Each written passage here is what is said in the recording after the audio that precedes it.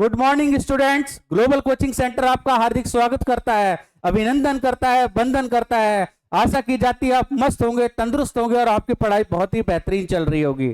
तो फ्रेंड्स, यहाँ पर हम सब्जेक्ट एंड वर्ब एग्रीमेंट की सीरीज सीख रहे हैं। यहाँ पर आपकी परीक्षाएं SSC stenographer, SSC MTS, SSC CGL, यहाँ पर उसी के हिसाब से हम subject and verb agreement topic चल रहे हैं। यहाँ पर सीरीज हमारी ज्यादा बातें न करते हुए अपनी सीरीज को कंटिन्यू करते हैं और स्टार्ट करते हैं। फ्रेंड्स, यहाँ पर सब्जेक्ट एंड वर्ब एग्रीमेंट हमारा टॉपिक चल रहा है। जो टॉपिक है हमारा, उस टॉपिक का नाम है subject and verb agreement. Subject verb agreement, verb agreement, subject verb agreement चल रहा है।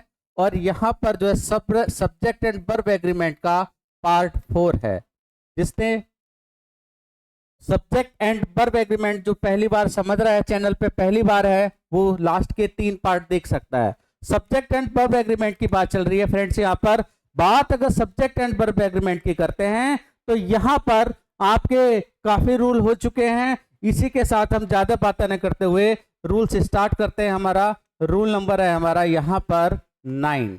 रूल नंबर 9 क्या कहता है, देखिएगा फ्रेंड्स। रूल नंबर 9 कहता है, रूल नंबर 9 की अगर बात करते हैं, रूल नंबर 9 की अगर बात करते हैं तो रूल नंबर 9 कहता है कि जब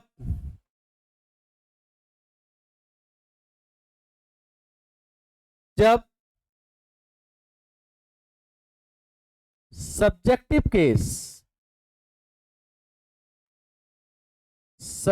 case relative pronoun, subjective case bracket में लिख देता हूं, रिलेटिव प्रोनाउन, रिलेटिव प्रोनाउन जब subjective case relative pronoun who से जुड़ा हो, किससे जुड़ा हो, हु से। अब बात आती है सब्जेक्टिव केस क्या होता है। बात करते हैं फ्रेंड्स, अगर सब्जेक्टिव केस की बात करते हैं या सब्जेक्ट की, सॉरी, यहां पर अगर बात सब्जेक्टिव केस की ना करके यहां पर केवल सब्जेक्ट की बात करते हैं, केस की बात हम प्रोनाउन में करेंगे, बात यहां पर सब्जेक्टिव की करते हैं या सब्जेक्टिव की बात करते हैं और ये रिलेटिव प्रोनाउन हु से जुड़ा हो, किससे जुड़ा हो, रिलेटिव प्रोनाउन हु से जुड़ा हो तो रिलेटिव प्रोनाउन अगर हु से जुड़ा हो तो वर्ब क्या बनती है। तो फ्रेंड्स, बात करते हैं तो वर्ब क्या आएगी। रिलेटिव प्रोनाउन हु से जुड़ा होता है तो यहां पर वर्ब क्या आती है। फ्रेंड्स, यहां पर हम सीख रहे हैं। अब बात करते हैं सब्जेक्टिव केस क्या होता है। फ्रेंड्स, सब्जेक्टिव कह सकते हैं क्योंकि अगर बात करते हैं सब्जेक्ट की, यहां पर सब्जेक्टिव केस भी आ सकता है या फिर बात करते हैं केवल सब्जेक्ट भी आ सकता है और वो भी नाउन के रूप में। आप कहेंगे सर सब्जेक्टिव केस क्या होता है। बात करते हैं सब्जेक्टिव केस की बात करते हैं, अगर हम प्रोनाउन की बात करते हैं तो प्रोनाउन का सब्जेक्टिव केस हो गया ही के बाद यहां पर सी आ जाएगा, दे आ जाएगा। फ्रेंड्स, दे के बाद यहां पर यू आ जाएगा और यहां पर आई वी यू दे और यहां पर वी आ सकता है। ये केस होते हैं। और बात सब्जेक्ट की करते हैं तो सब्जेक्ट में नाउन के रूप में किसी का पर्टिकुलर में कलेक्टिव नाउन आ सकती है, कॉमन नाउन आ सकती है, एब्स्ट्रैक्ट नाउन आ सकती है, यानी किसी भी प्रकार की नाउन आ सकती है। फ्रेंड्स, यहां पर लेकिन हम सीख रहे हैं जब subjective case who relative pronoun का काम करता है तो वर्ब कैसी आएगी। तो फ्रेंड्स, अगर बात करते हैं जो वर्ब की, अगर बात करते हैं जो हमारी वर्ब आने वाली है वो वर्ब कैसी आएगी, यानी बात करते हैं जो सिस्टम जो बनता है वो सिस्टम फ्रेंड्स बनता है कि मान के चलते यहां पर कोई सेंटेंस है, यहां पर हमारा सब्जेक्टिव केस आ गया, कुछ भी सब्जेक्टिव केस आ गया। बात करते हैं यहां पर सब्जेक्टिव केस आ गया, रिलेटिव प्रोनाउन हु आ गया, तो यहां पर जो वर्ब आएगी वो वर्ब किस प्रकार से आएगी। यहां पर जो वर्ब डिपेंड करेगी फ्रेंड्स वो सब्जेक्टिव केस पर डिपेंड करेगी। जो वर्ब डिपेंड करेगी वो किस पे करेगी, इस पर करेगी। जो हमारे यहाँ पर जो वर्ब आने वाली है, जो वर्ब आएगी वो आएगी हमारे सब्जेक्टिव केस पर डिपेंड करेगी। यानी कहने का मतलब ये है कि यहाँ पर कुछ भी हो सकता है।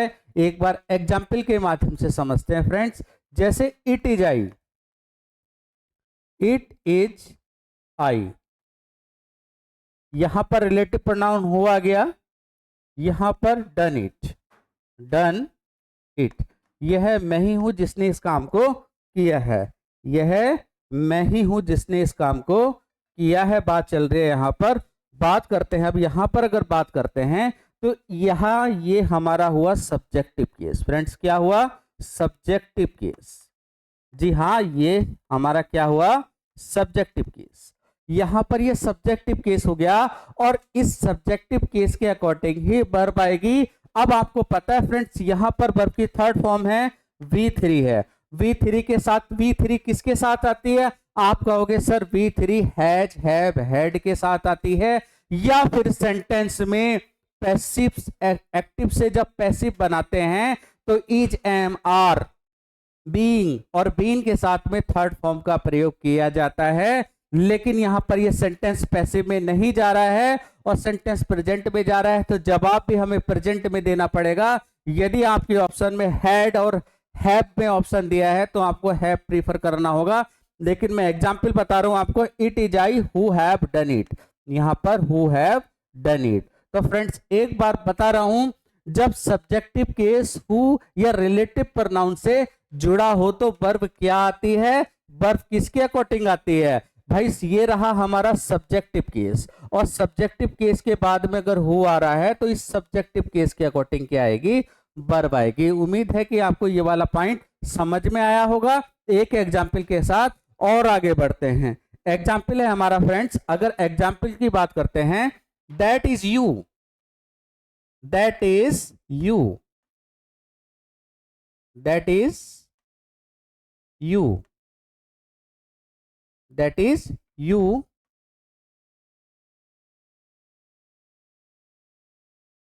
Teaching here, teaching here. वह तुम ही हो जो यहां पर पढ़ा रहे हो। बात करते हैं यहां पर अगर बात करते हैं ऑप्शन की, अगर बात करते हैं आर, वर,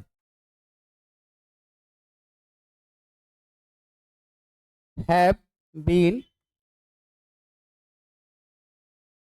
हैव। बात करते हैं यहां पर दैट इज यू, तो फ्रेंड्स यहां पर ये रहा हमारा रिलेटिव प्रोनाउन। यहां पर जो हमें दिखाई दे रहा है यह है हमारा रिलेटिव प्रोनाउन, और रिलेटिव प्रोनाउन के बाद ये रहा सब्जेक्टिव केस, और इस सब्जेक्टिव केस के अकॉर्डिंग यहां पर क्या आएगी, वर्ब आने वाली है। अब यहां पर रिलेटिव प्रोनाउन हमारा क्या है, ये रिलेटिव प्रोनाउन है हमारा प्लूरल में। क्या है, रिलेटिव प्रोनाउन हमारा प्लूरल में है और प्लूरल के अकॉर्डिंग यहां पर वर्ब आने वाली है। तो फ्रेंड जब प्लूरल के अकॉर्डिंग वर्ब आने वाली है और ये पूरा सेंटेंस प्रेजेंट की फॉर्म में जा रहा है, किसकी फॉर्म में जा रहा है, प्रेजेंट की फॉर्म में जा रहा है, तो प्रेजेंट के अकॉर्डिंग बात करते हैं तो हैव बीन का ऑप्शन और हैव का ऑप्शन तो यहां पर फिनिश हो गया है। चूंकि यहां पर सब्जेक्ट क्या है, सब्जेक्ट ये कह सकते हैं प्लूरल है, और प्लूरल के अकॉर्डिंग यहां पर हमारा आंसर क्या हो जाएगा, आर हो सकता है। फ्रेंड्स अगर यहां पर दैट वाज कर देता तो यहां पर आपको वर करना होता, दैट वाज कर देता तो यहां पर आपको क्या करना होता, वर करना होता। एक क्वेश्चन और ले लेते हैं, it was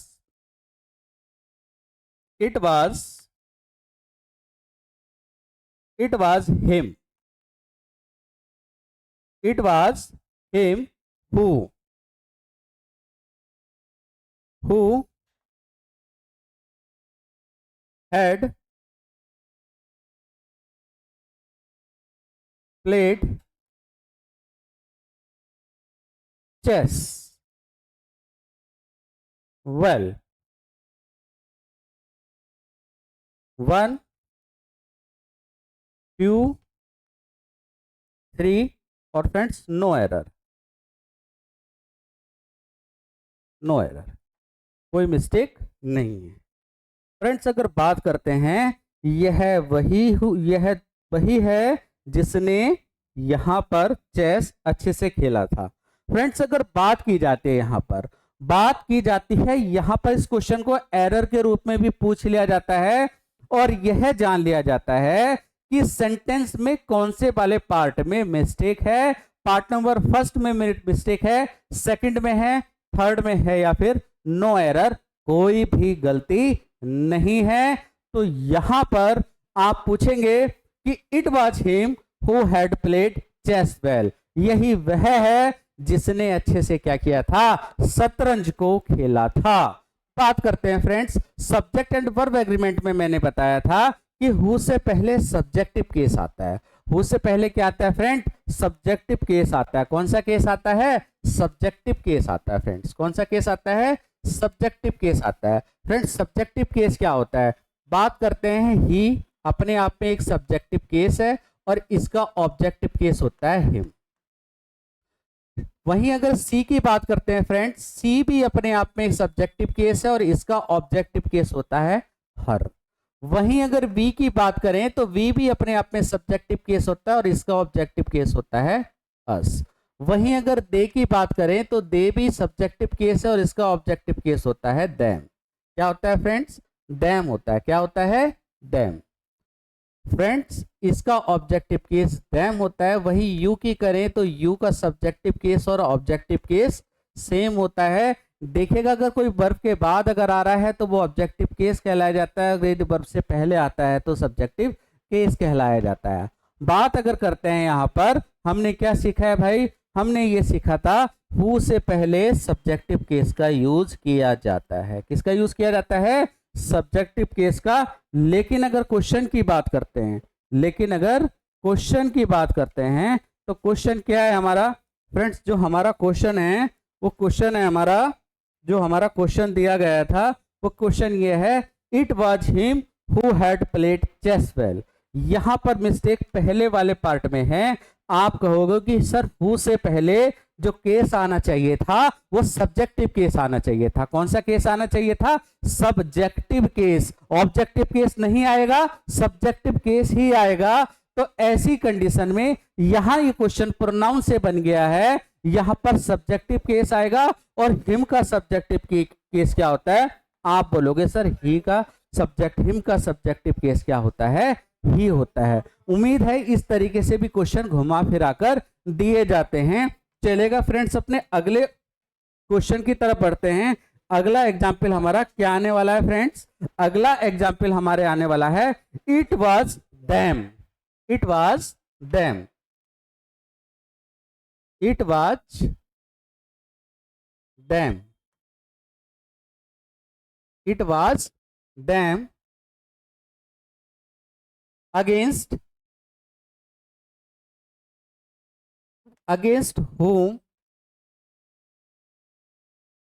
against whom, it was them against whom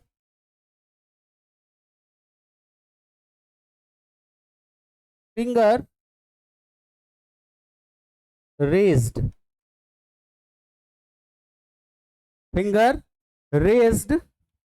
बात करते हैं यहां पर option are, was, third option were और चौथा option is. It was them,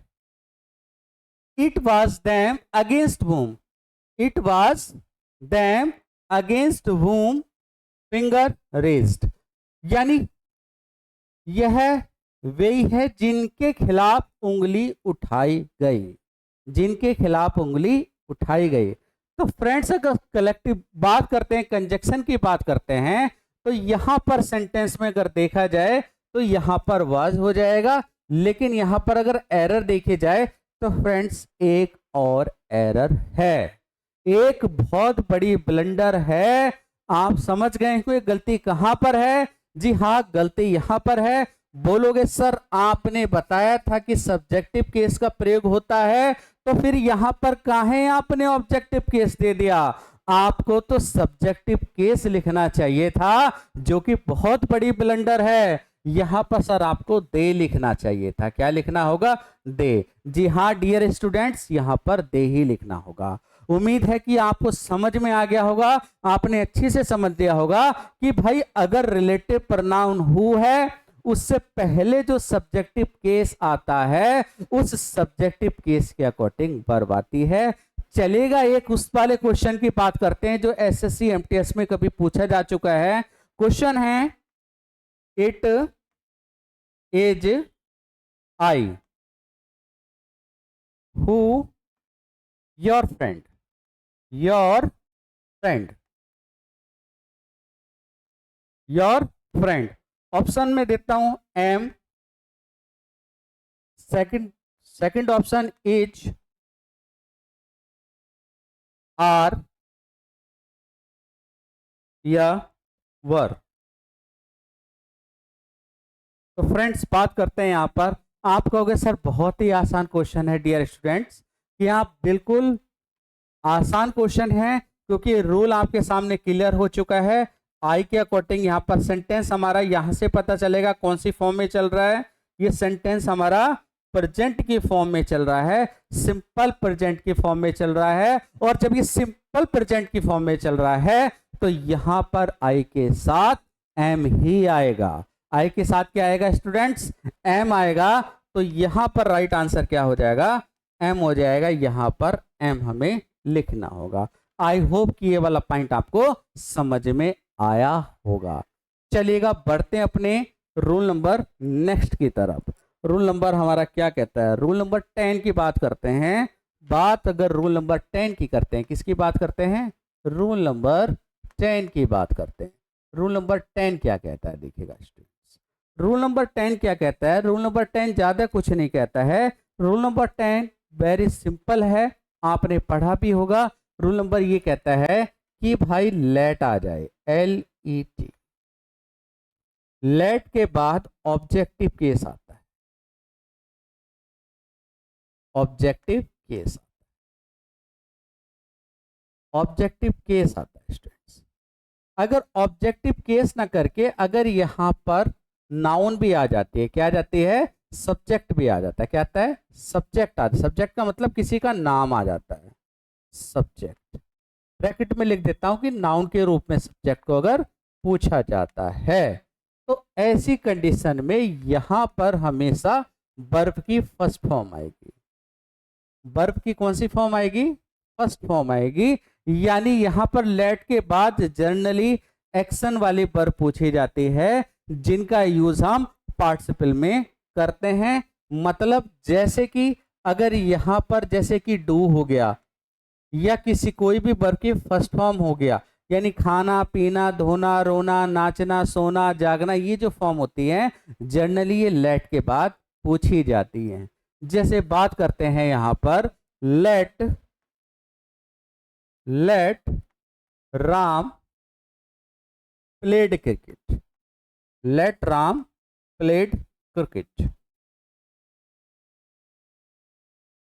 late Ram played cricket, कि लेट राम प्लेड क्रिकेट। यहां पर पॉइंट आपका गलत है क्योंकि यहां पर राम हमारा लेट के बाद नाउन है, जो कि बिल्कुल सही है। मैंने बताया था या ऑब्जेक्टिव केस हो या भाई सब्जेक्ट के रूप में नाउन को रिप्रेजेंट किया गया हो, लेकिन लेकिन लेकिन क्या? लेकिन वर्ब सिंगुलर आएगी। और सिंगुलर वर्ब क्या है? वर्ब की फर्स्ट फॉर्म आएगी। यहां पर लेट राम प्लेड नहीं होगा, आपको करना होगा प्ले करना होगा। क्या करना होगा? प्ले करना होगा। जी हां डियर स्टूडेंट, लेट के बाद या तो ऑब्जेक्टिव केस आता है या फिर सब्जेक्टिव केस आता है, परंतु वर्ब सिंगुलर ही आती है। वर्ब कैसी आएगी? सिंगुलर आएगी। एक क्वेश्चन और ले लेते हैं। Let us let us let us let us let us यहां स्लेस let us for the result, for the result, result. अब बात करते हैं, ऑप्शन दे देते हैं आपको। ऑप्शन है option number 1 WAITS, waits. Second option है WAITED, वेटेड। थर्ड है वेट।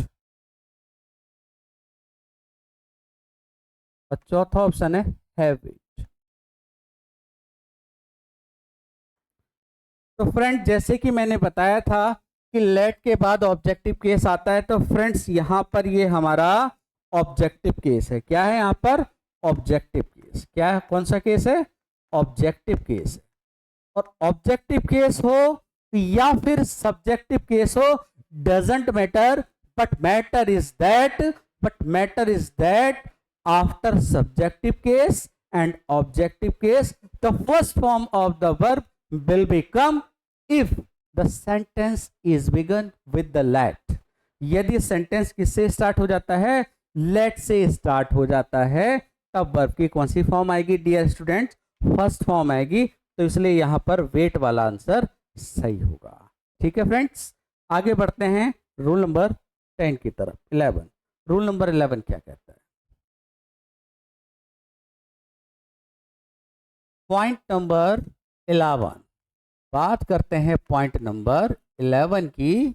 तो 11 वाला पॉइंट कहता है सर वैसे तो ईच कभी कभी एडजेक्टिव का काम कर देती है, कभी ईच ऑफ प्रोनाउन का काम कर देती है, और कभी कभी ईच प्रपोजिशन का काम कर देती है।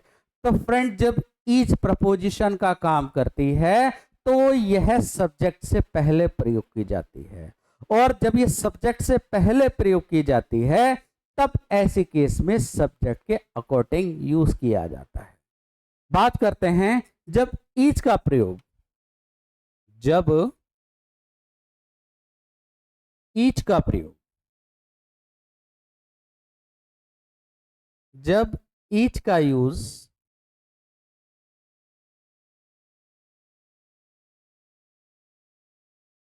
जब ईच का यूज प्रपोजिशन के रूप में हो,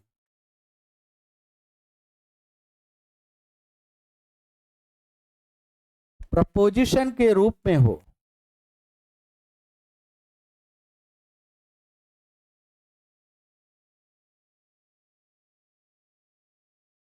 जब ईच का यूज प्रपोजिशन के रूप में हो, ऐसी केस में क्या होगा? यानी यहां पर आपका सब्जेक्ट आ गया,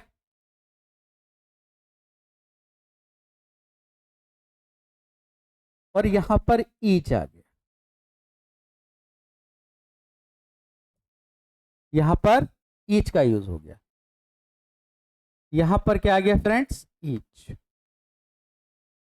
और उसके बाद जो आने वाली जो वर्ब आएगी वह वर्ब क्या आएगी? डिपेंड करेगा वो कि वर्ब जो है वो किस तरीके की आएगी। अब सब्जेक्ट की फ्रेंड्स अगर बात करते हैं, सब्जेक्ट की अगर बात करते हैं तो फ्रेंड्स ये सब्जेक्ट हमारा कैसा हो सकता है? ये सिंगुलर और प्लूरल दोनों सेंस में यूज किया जा सकता है। आप बोलोगे सर इसका तो आप सिंगुलर कई बार बता चुके हो, ये एक वचन में भी यूज किया जा सकता है, यह बहुवचन में भी यूज किया जा सकता है। लेकिन ईच डियर स्टूडेंट किसका काम कर रही है? प्रपोजिशन का काम कर रही है। किसका कर रही है? प्रपोजिशन का काम कर रही है। और जब ईच प्रपोजिशन का काम करती है तो ऐसी कंडीशन में वर्ब के नाउन, ऐसी कंडीशन में सब्जेक्ट के अकॉर्डिंग ही वर्ब का यूज किया जाता है। किसके अकॉर्डिंग यूज किया जाता है? सब्जेक्ट के अकॉर्डिंग ही किसका यूज किया जाता है? वर्ब का यूज किया जा सकता है। और 90%, 90% अगर मैं बताता हूं फ्रेंड्स, 90% क्या 99% बता रहा हूं, 99% सब्जेक्ट प्लूरल ही आती है। क्योंकि ईच का नियम यह है फ्रेंड्स कि जब भी ईच आएगा अपने साथ सिंगुलर वर्ब लेके आता है। लेकिन एग्जामिनर क्या करेगा? एग्जामिनर आपको पजल करने के लिए क्वेश्चन में ईच डालेगा, और वह ईच का यूज प्रपोजिशन के रूप में पूछेगा, ना कि सब्जेक्ट के रूप में पूछेगा। और जब वो सब्जेक्ट के रूप में नहीं पूछेगा तब आप यहां पर पजल हो जाओगे डियर स्टूडेंट्स। लेकिन आपको पजल नहीं होना है, यहां पर आप समझ जाओगे कि सर यहां पर ईच प्रपोजिशन का काम कर रहा है, और ये जब प्रपोजिशन का काम कर रहा है तो यहां पर नाउन प्लूरल ही होता है 99%, और वर्ब भी कैसी आती है? 99% प्लूरल ही आती है। चलते हैं एग्जाम्पल के साथ। एग्जाम्पल में अगर मैं मेंशन करता हूं, एग्जाम्पल मैंने लिखा we each, we each we each we each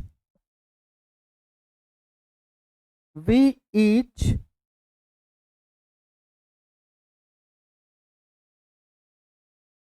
played cricket.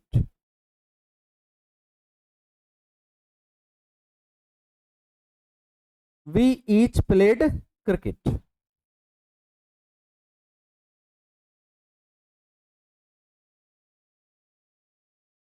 बात करते हैं फ्रेंड्स, यहां पर अगर बात करते हैं, यहां पर क्या होगा, यहां पर ऑप्शन में आपको हैव दे दिया या हैज दे दिया, तीसरा ऑप्शन हैड दे दिया और चौथा ऑप्शन दे दिया आर। तो ऐसी कंडीशन में यहां पर भी आपका प्लूरल सेंस में है, वर्ब भी आपकी क्या आएगी, प्लूरल आएगी। लेकिन सेंटेंस में ऐसा कोई सा भी इंडिकेशन नहीं दिया कि यहां पर प्लूरली को प्रेजेंट कर रहा है। यहां पर दोनों भी यूज की जा सकती है, ये डिपेंड करता है कि सेंटेंस का रिदम कैसा है। यहां पर हैव भी आ जाएगा और हैड का यूज भी किया जा सकता है। अगर we each play cricket today कर देता तो आपको हैव ही लिखना होता। यदि we each play cricket yesterday कर देता या 2 days एगो कर देता, ऐसा कुछ शब्द लिख देता जिससे पास्ट इंडिकेट होता है, तब वहां पर आपने हैड लिखना होता है। तो फ्रेंड्स आप समझ गए होंगे कि वी ईच, जब भी ईच आपका सब्जेक्ट का काम करता है, प्रपोजिशन का काम करता है, तो ऐसी कंडीशन में सब्जेक्ट के अकॉर्डिंग क्या आती है, वर्ब का प्रयोग किया जा सकता है। एक एग्जाम्पल और लेते हैं, the boys each, the boys each,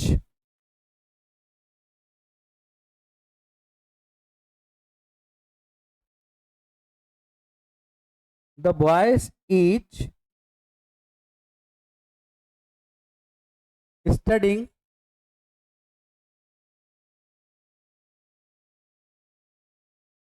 in their class,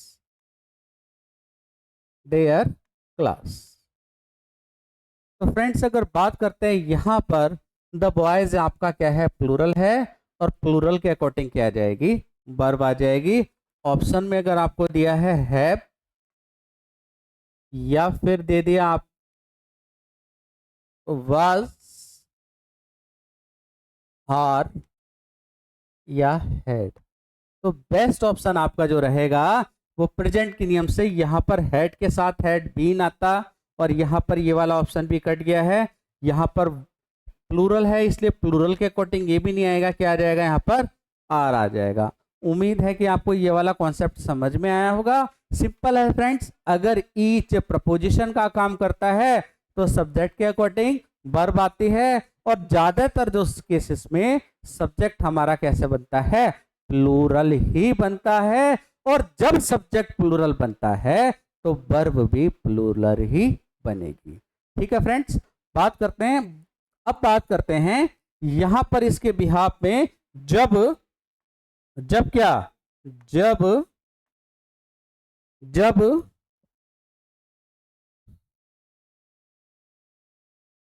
जब ईच, ई ए सी एच सब्जेक्ट का कार्य करे तो, ये नोट कर लेना यहां से, जब ईच सब्जेक्ट सब्जेक्ट का कार्य करे तो, या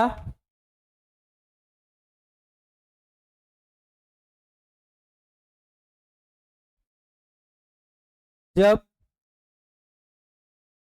ईच एडजेक्टिव नाउन का काम करे तो।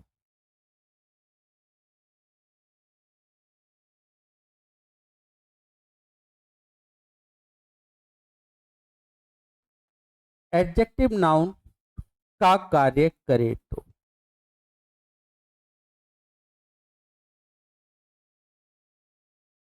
वर्ब क्या बने, वर्ब क्या आएगी, कि वर्ब हमारी किस केस में यूज की जाएगी, अब हम सीखते हैं।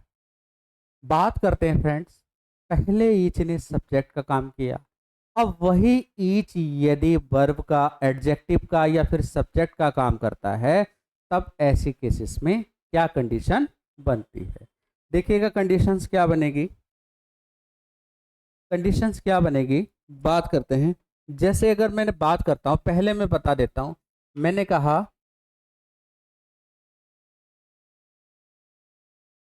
Each man, each man is busy,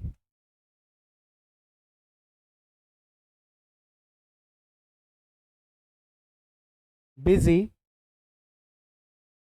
at his work.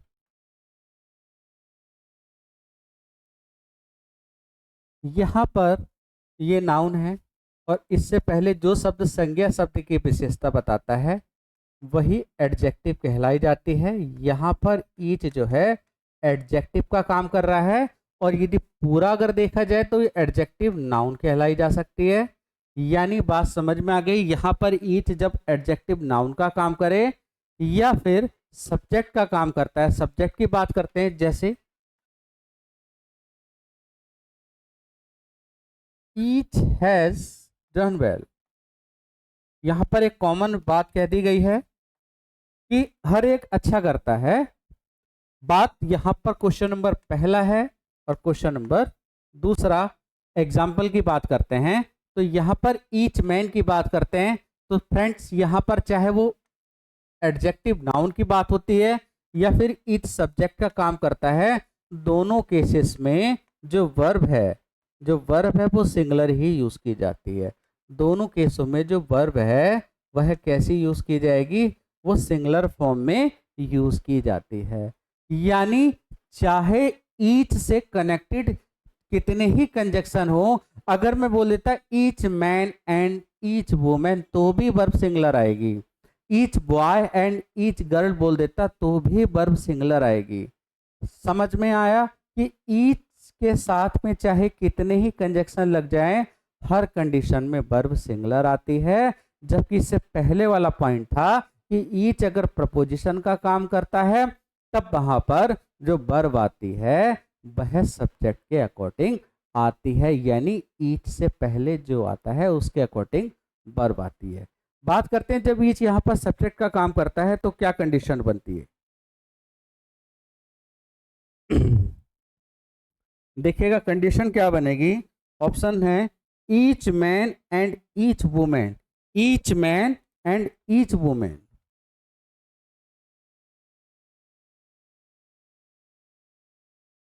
Each man and each women.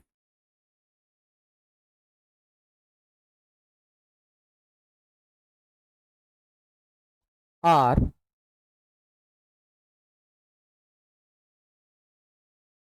are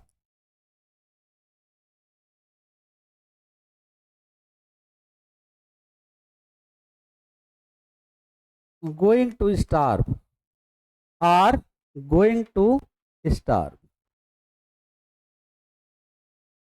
starve का मतलब होता है भूखे मरने की कगार पर आ चुके। Due to drop,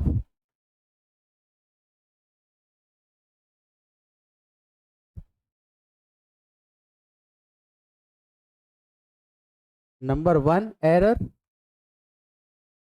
number 2 then 3, इसके बाद no error, no error. Repeated question है फ्रेंड्स, पूछा जा चुका है एग्जाम में। बात करते हैं each man and each women are going to starve, मतलब भूखों मरने की कगार पर आ गए हैं, due to, on account to या ड्यू टू ड्रॉप, यानी सूखे पड़ने के कारण जो है स्थिति क्या हो गई है, भूख मरी जैसी आ गई है। तो ऐसी कंडीशन में फ्रेंड्स मैंने बताया था कि ईच से कनेक्टेड कितने भी पॉइंट आते हैं, हर कंडीशन में अगर वो एंड से जुड़ा हुआ है तो वर्ब कैसी आएगी फ्रेंड, सिंगुलर ही यूज आएगी। और यहां पर सेंटेंस प्रेजेंट में है, एरर नंबर सेकंड में है, we have to say here each in place of are. Are के स्थान पर हमें क्या कहना होगा, ईच कहना होगा। फ्रेंड्स एक एग्जाम्पल और देख सकते हैं, बात करते हैं each husband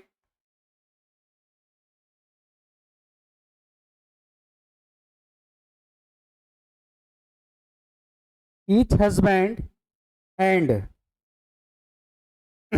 each wife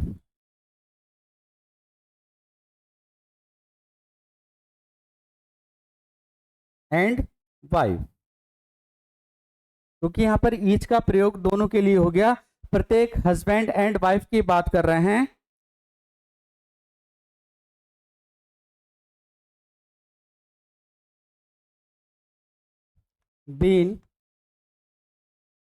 had been honored, सम्मानित किया गया।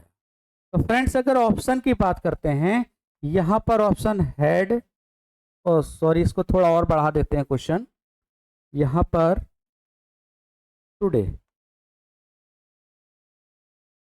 ऑप्शन नंबर है हैज, हैव, हैड, नन का मतलब कुछ नहीं आएगा यहाँ पर। तो फ्रेंड्स यहाँ पर ईच हस्बैंड या वाइफ हो और ईच किसी के भी साथ आ रहा हो, चाहे दोनों के साथ आ रहा हो, ऐसी कंडीशन में वर्ब सिंगुलर ही आएगी। तो बात करते हैं सेंटेंस प्रेजेंट में फ्रेंड्स, यहाँ ये नहीं आएगा, ये नहीं आएगा, यहाँ पर केवल और केवल क्या आएगा, हैज आएगा। उम्मीद है कि आपको हैज वाला पॉइंट समझ, ईच वाला पॉइंट आपको अच्छी से समझ में आया होगा। इसी तरह बने रहें, लगे रहें, चैनल को सब्सक्राइब करें, कमेंट्स करें और जहां तक संभव हो शेयर करें फ्रेंड्स। Thank you.